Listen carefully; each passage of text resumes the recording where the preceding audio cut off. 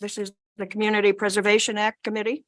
This meeting will be video recorded and broadcast over local access channel 8 and through the town website at www.eastham-ma.gov. And I just want to comment to make sure everybody's aware that Comcast has changed the town local access channel from 18 to 8. So if you want to watch any of our meetings, they're no longer on 18, they're on channel 8. And I'm going to go right into the public hearing and I'll ask Paul to proceed. Okay, thank you.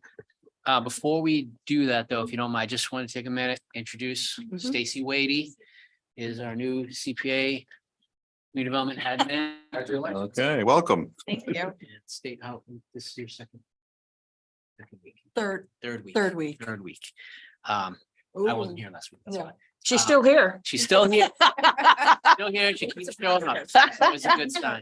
Delighted to have you. Yeah, so she's doing great, and as we all know, it's gonna make a big difference having admin support. So welcome, Stacy. So today, we're having a public hearing for Community Preservation Act as part of the actual CPA Act requirements. It requires each town committee to have annual public hearing. It's an opportunity for the public to understand what CPA is, and for the committee to explain, each facet of the program, but also get public input, just in general on thoughts, suggestions, concerns, things like that, that the CPA committee could be aware of. It's also just, again, opportunity for public education and to touch base with the community. So that's today's purpose. I have some slides, which I will share the screen here.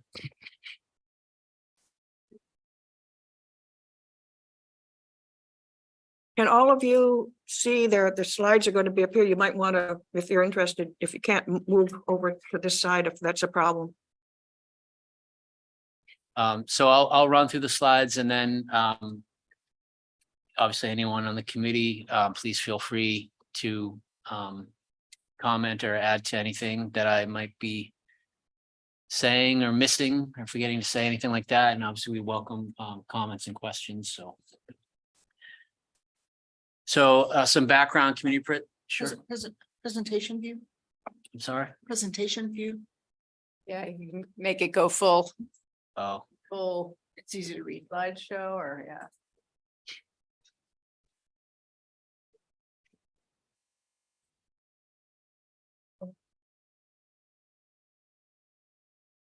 Oh, there we go. so the CPA is a state law, MGL Chapter 44B. It was enacted back in 2000. Eastham adopted it, CPA, in 2005.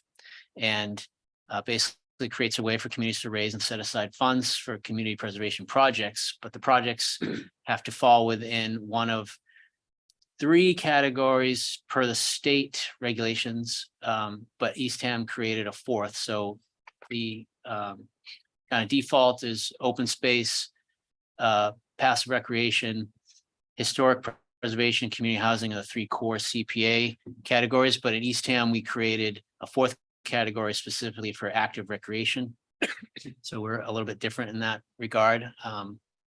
CPA funds are generated through a 3% local real estate property tax. And then there is a matching. So everybody in town, when you'll see this on your tax bills every year, little CPA 3%. And then there's a matching fund from the state, which is derived from percentages of filings through the registry of deeds. So there's a matching state trust fund, and there's a fairly complicated formula that the state goes through to figure out what the percentage shares that go out to each town is. But I should mention that the 3% is the maximum that a town can charge on that surcharge. A lot of towns, you can do 1 to 3%. And Mary, Stacy, and I were just having a little review with the folks at the CPA coalition at the state, and they said the most towns opt for the 1.5%, that happy medium.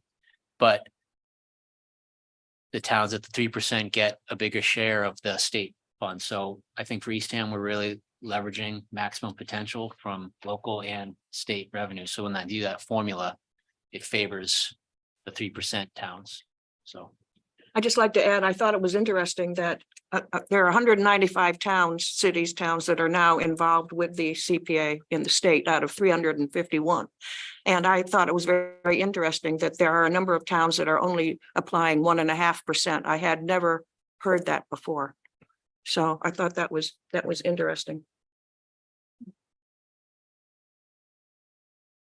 So the CPA, and I have a slide on this, but the CPA committee has a 5-year plan. And that 5-year plan, when it was created, this committee went through fairly extensive process to kind of review its procedures and really come up with these core values, which I think serve as just for the vetting process for all the various applications that come in. And so these are just kind of the broad core values that the CPA looks for in their evaluation, like I said, and these are reflected in the 5-year plan.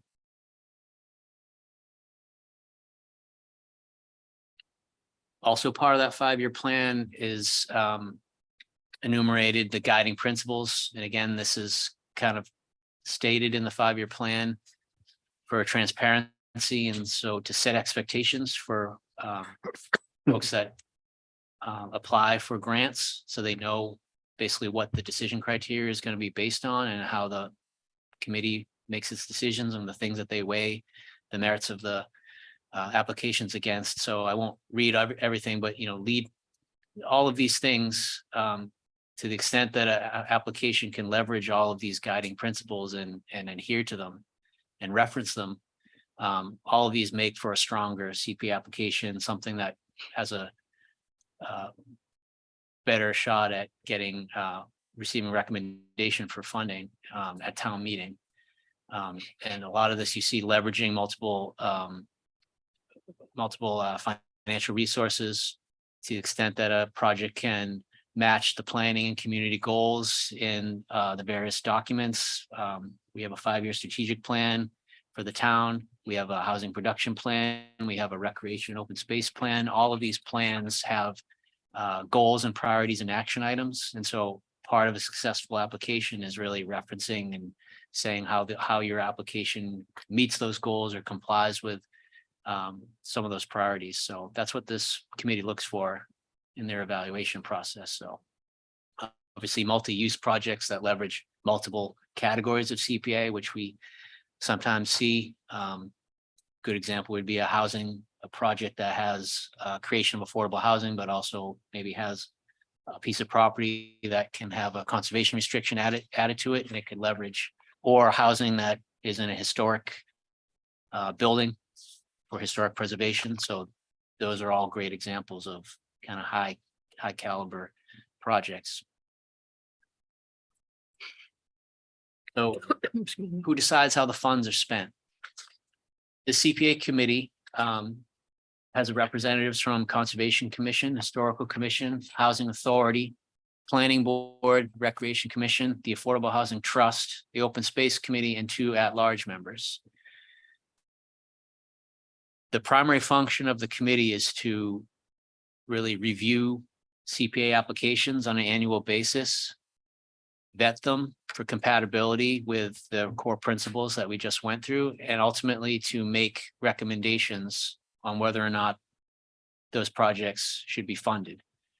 All the funding allocations are ultimately decided by majority vote at annual town meetings. So this, I think it's important to note, like, this committee does not have the final say on whether it gets funded, but anything that goes to town meeting, any proposed project that goes to town meeting must have a recommendation from this committee.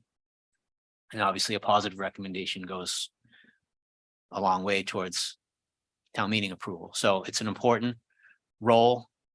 A lot of these projects are substantial amount of money. gets requested. And so I can just, from my experience, this committee does its due diligence and digs into the details. And again, that's important for applicants to know and understand that it's important to have a really thorough, complete application with as much supporting document and backup information as possible. So I mentioned the 5-year plan. Some towns have a yearly plan. And some towns do a 5-year plan. We've always here in Eastham done a 5-year plan. I think it's just more efficient. And so that really lays out a 5-year plan for how the spending policies and the overall priorities and the goals for each of the CPA funding categories are laid out. And again, those core goals, the guiding principles, the decision criteria that this committee uses are all laid out in that plan. So again, that's a key document for potential applicants to make use of and reference in their application materials. The current 5-year plan is available on the website. This is actually the expiration year of it, and so we will be undertaking an update of that plan during this year. And what else I want to mention? So the 5-year plan, I guess a key part of that is it lays out what the spending target amounts are. So an important piece of CPA is that for each of those categories, at least 10% of the total pot of money has to be set aside for each category: housing, active, recreation, open space, historic preservation. This 5-year plan explains that, and it also explains how the unallocated revenues are prioritized. And in the current plan, it really looks to prioritize open space and affordable housing. So anything beyond the 10%, using those core values and those guiding principles, and understanding that at the time of this current plan was done, open space and housing were kind of prioritized. So the plan really lays all that out in greater detail.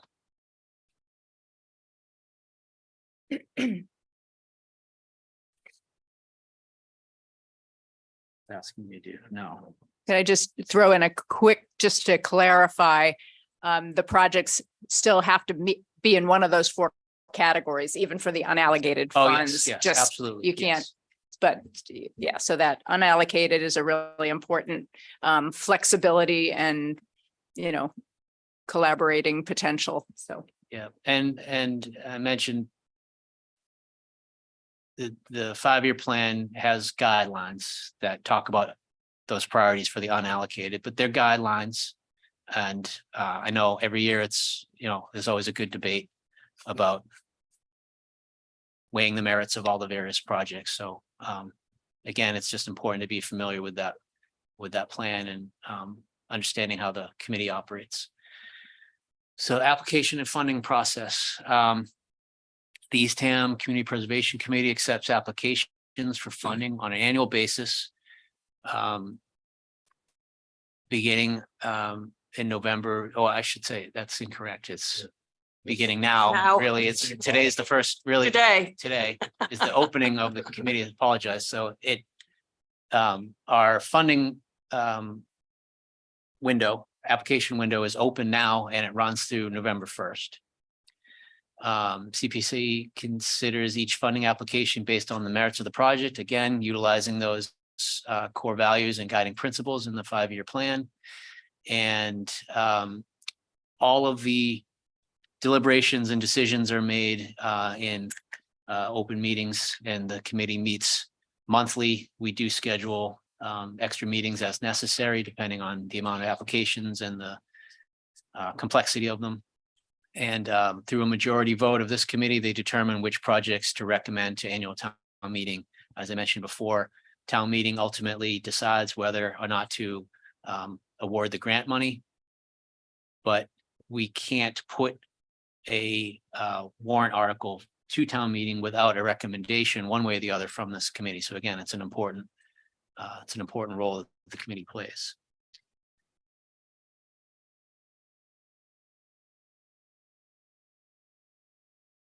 CPA eligibility, again, I mentioned the funding categories. It's just a kind of basic chart that just demonstrates the various funding categories. We have to set aside 10% for each of those categories, minimum of 10%. And the remaining 55% is the unallocated, which again, as Joanne mentioned, it's flexibility in funding that the committee has to kind of make determinations on, given the merits of the project and the needs of the time based on what the community needs are. But all the projects do need to fall within open space, active recreation, or housing or historic preservation. This slide kind of elaborates on what exactly can be funded in each of those categories. So for community housing, you can apply for funds to either acquire housing, affordable housing, create housing, preserve or support community housing efforts. This housing has to be affordable for households earning at or below 100% of the area median income. So there is an upper limit of 100%. Historic preservation funds can be used to acquire, preserve, rehabilitate, or restore historic properties or resources. They need to be listed on the state register of historic places, or if not, they need to have a determination by our local historic commission that there is some historic significance to that. So that's an important piece to remember for anyone contemplating historic preservation project. I would also recommend, early coordination with the historic commission. So folks that are thinking about a project, our local historic commission is very good about weighing in on those projects, kind of preliminary review, and obviously needing to have a vote if it's not in the state register. So there's always been good collaboration with historic commission on those projects. Open space, CPA funds can be used to, again, acquire open space, create new open space, or preserve existing open space or natural resources. And recreation funds can be used to acquire, create, preserve, or rehab or restore recreational uses. They need to be outdoor recreation uses. So tennis courts, pickleball courts, playgrounds are great examples. Constructing community center type spaces with gymnasium and that kind of thing, it can't really be used for those. But also a good example of the open space, active, passive recreation, creation of new trails and new activity areas that complement an open space, assuming it's, done appropriately and isn't gonna denigrate the open space resources and the habitat resources. Those are possible ideas for good overlapping CPA category projects.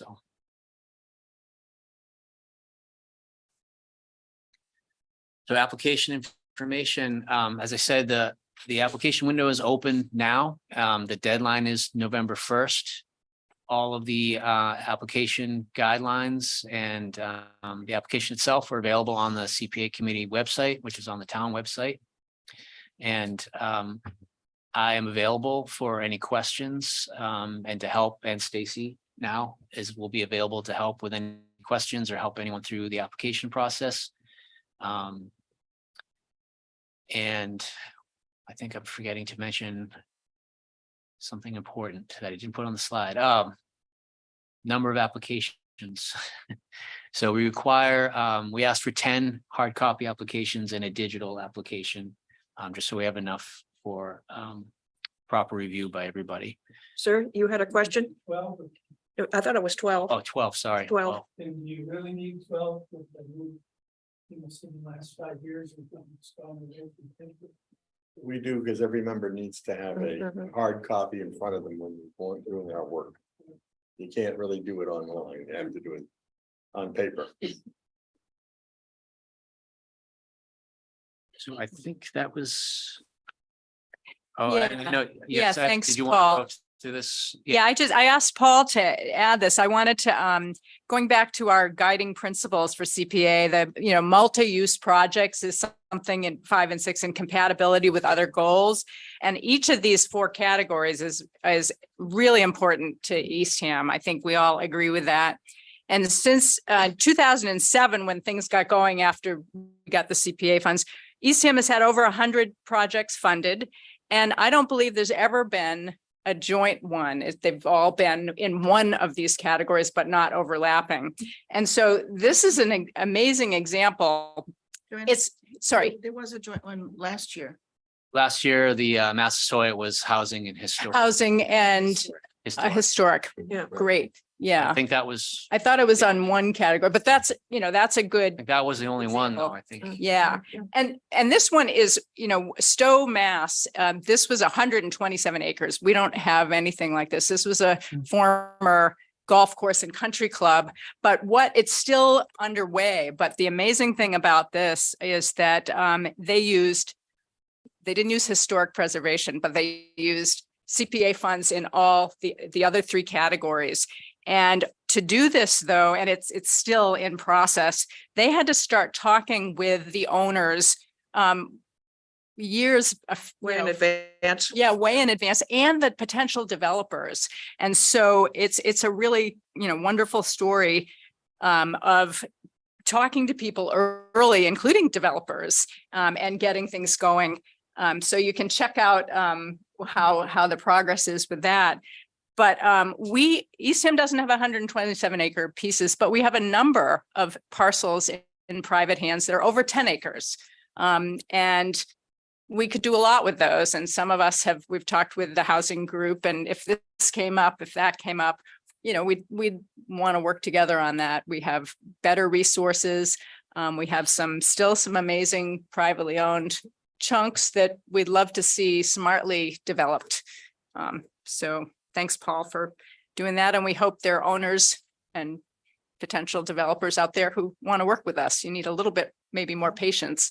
The few properties that have short-term protection under Chapter 61, it's a tax deferment for large parcels for farming or forestry. The town has the right of first refusal, but it's only 120 days. It's short. So we'd love to, be ready for something like that came up. Work together. Thanks. I know something that always comes up, and it's good for applicants to know, having as accurate as possible estimates and pro forma if that's required. Because again, some of these projects get very detailed oriented, and sometimes we're talking about a lot of money. So we always recommend to have as much detail as you can when you come in with your applications, and always kind of budget for cost overruns and have a contingency. I know a lot of times this committee has actually recommended that you add more contingency after we go through the file, and you say you might be short here. So always encourage applicants to kind of think ahead and kind of budget for the worst case scenario, because ultimately we want to recommend projects that are viable and feasible and that are going to actually get done. Related to that, the deadline is November 1st.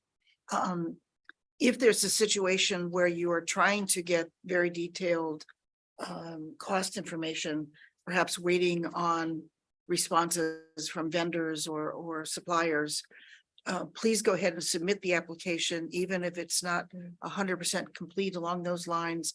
There is time to, in the ensuing a couple of months before we make our final decisions, to fill that information out and make it more complete. It's important that by November 1st, if there's any intent of submitting an application, you need to get that before us into Paul. And You want to call it a letter of intent. Well, perhaps more than a letter of intent, Probably there's an application form that. can holding be- a place, an application Yeah. that holds a place. Mhm. Right. But Placeholder. yeah, and supporting letters and, like, as Carolyn said, As much finance things information you could- that can Much you come. Can do. Yeah. Right. And the application has a checklist, and, a bunch of questions. And again, the more detailed you can be, and it's important to answer the questions as thoroughly as possible, because those questions actually ask you, how does this relate to town goals as stipulated in all the various management plans and the CPA plan? So again, it's, To do a little homework. you do some homework, but I think in the long run, it just creates for a smoother process. It makes everyone's time usage more efficient. That said, the applications usually are not extremely lengthy. There's just a series of questions. They just have to be answered clearly and succinctly. Don't anticipate that this is a 100-page application. It's nothing like that. Yeah, that's a good point. So basically, process wise, once we have the all the applications in after the deadline, the committee will get a packet of all the materials, and then we will be reaching out to those applicants, and we'll start to schedule some dates that the applicant can come in and present their proposal, answer any questions, and that's usually the time where if the committee members identify the need for backup information or additional information or questions about any aspect, we can have that back and forth. And sometimes it requires a few sessions, and sometimes it's for one and done, and you kind of move on. And then ultimately the process really runs. We usually run through February at least. And ultimately this committee will come together and hold a meeting where they'll vote on recommendations for town meeting for funding. The town itself can apply and often does to various categories. Other examples, like our local land trust applied last year for the Cole Road property. I have the Massasoit property, which is the historic thrift store and the historic. I thought that was applied for and purchased completely with historic preservation funds. But there's potential, the apartment Housing, above, for housing. are they going to put in, actually submit a new application for the work on making that happen from housing? Because that would, seems like a logical town application. Potentially, yes. Yeah, so, I think there's a second floor, and they're looking into fixing the third floor. right. So maybe folks in the audience might, oh, yes. Yeah, so at this point, well, if any of the members have any other questions or want to elaborate on anything or anything I missed, details that you. Okay. At this point, it's a public hearing, so if there's anybody in the audience that has questions about process or even potential projects, we welcome them. To the Historical Society. Excuse me, sir, So sir. we're gonna have to, because it's recorded, we're gonna, Sorry about that. Otherwise, we can't hear you. yeah, We can hear you, but the Well. public can't. but that's, Peter Williams from the Historical Society. We plan to put in an application for the reconstruction of the third classroom at the museum site. Oh, you're talking about the historical Yeah, schoolhouse. the schoolhouse museum. And and I've been tapped to kind of spear run this. And I'll be out of town January and February and March. Does the public use the Zoom function? Yes. Yeah. That's my main question, is whether that is viable. Because, Absolutely. okay, Just technical question, who actually owns the schoolhouse, the town or the historical society? the Historical Society owns it. It's independent of the town. I'd like to add that, and one of the things that I don't think has been discussed yet is when we do have projects like you're just describing, we're interested in knowing whether there's going to be some assistance from the folks that are interested in the project itself. In other words, would the Historical Society be providing some funds along with whatever funds that you might be asking us for, depending upon. We have approval. drawings made up and they're Excuse out. me? We have drawings made up. Mhm. They're out to bid. I'm hoping to get bids in on the 15th. Mm. So I can't say exactly how much we're asking, but at this time, it looks like we probably will have from 20 to 35% of the money additional for either project. Mhm. Because we have a good amount of donations already in place. Great. I have a question for the historic applications. Can a private, someone who owns an historic, registered or deemed critically historic, but if they're a private owner, can they apply for CPA funds to save their house? No, No. no. Is that not, It's not owned by the, Not, because it Yeah. doesn't say that. If they're not, they have Well- to be a 501c3. Okay, actually, I think somebody did, the Somebody old town, tried it. the old town hall that's up near the National Seashore Visitor Center. Across the street, I believe let's look for funds at some point because it was the old town hall. but they would have to, if they were gonna apply, they'd have Individually to owned. make it into a nonprofit. Mm. Yep. Mm. Wow, okay. well, a private, so I don't know if you, like, a private person or a private entity can Yeah. apply for funds, but the project has to have some public benefit. So if you're trying to restore your, Own house. if I owned a historic house, it's my private residence, Right. I wouldn't be able to apply for CPA funds I was- unless there was some way to demonstrate that it was I contributing. was to thinking of public. the last Half Cape on Governor Prince, the Half Cape, very old, the last one, and it's gone now because it would have cost, looked into things, it would have costed way more to Yeah. renovate it, but that's. what But I was but wondering. that's good.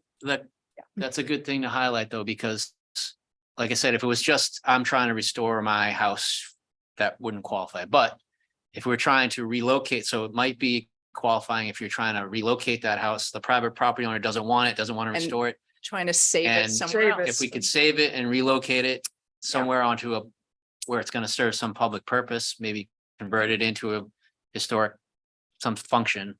So I mean, sometimes there's room for interpretation depending on Mhm. the nature of the project. So I would say it's always better to think creatively Mhm. about these things. And the worst that can happen is we would verify it may not qualify, but it's better to have these creative ideas and see if it will qualify. Well, if somebody said, okay, I'd like to renovate here, my very historic house, and the bond can